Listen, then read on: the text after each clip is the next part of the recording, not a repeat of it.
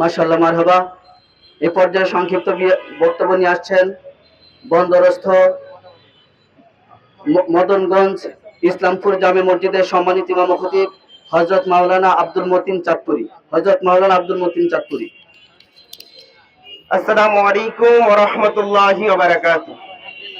সম্মানিত উপস্থিতি, আমরা বলতে চাই, আমরা 2024 সালে ছাত্র আন্দোলন করে বৈষম্যকে দূর করার জন্য এই বাংলাদেশকে আমরা নতুন সরকার আমরা গঠন করেছি। কথা বলেন ঠিক কিনা?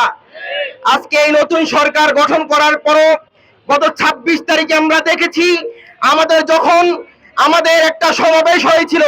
এই সমাবেশ হওয়াকে নিয়ে বাংলাদেশের মধ্যে অনেক বৈষম্য সৃষ্টি করেছে। কথা বলেন ঠিক কিনা?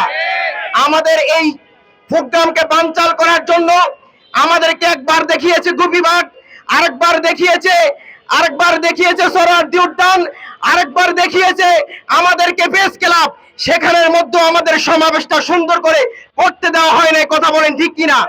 26 তারিখ প্রোগ্রাম শেষ করে যাওয়ার পর আমার ভাই রইস সে প্রোগ্রাম শেষ করে গেল।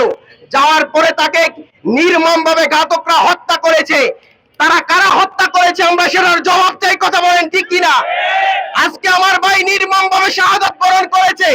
2014 সালে আমাদের আল্লামা নুরুল ইসলাম ফারুকী সাহেবকে হত্যা করেছে, সেটার বিচার এখনো পর্যন্ত সুন্নি জনতা পায় নাই। কথা বলেন ঠিক কিনা? আজকে এই 24 সালের মধ্যে এসে, আজকে 25 সালের মধ্যে এসে আমার ভাই রইস হত্যা হয়েছে, তার পর্যন্ত এখনো পর্যন্ত এসে খুনিদেরকে এখনো পর্যন্ত তারা ধরতে পারে নাই। কথা বলেন ঠিক কিনা? আজকে যদি আমার রইসের যদি উপযুক্ত যদি বিচার যদি আমরা না পাই, আমরা 24 ঘন্টার মধ্যে আলটিমেটাম দিলাম, সারা বাংলাদেশ আমরা অবরোধ করে সারা বাংলাদেশ আমরা একবারে অচল করে দিব। কথা বলেন ঠিক কিনা? বাংলাদেশের মধ্যে বৈষম্য আর চলবে না। কথা বলেন ঠিক কিনা? আল্লাহ পাক রব্বুল আলামিন যেন আমার ভাই রইসকে জান্নাতের আলা মাকাম দান করে, আমিন বলেন।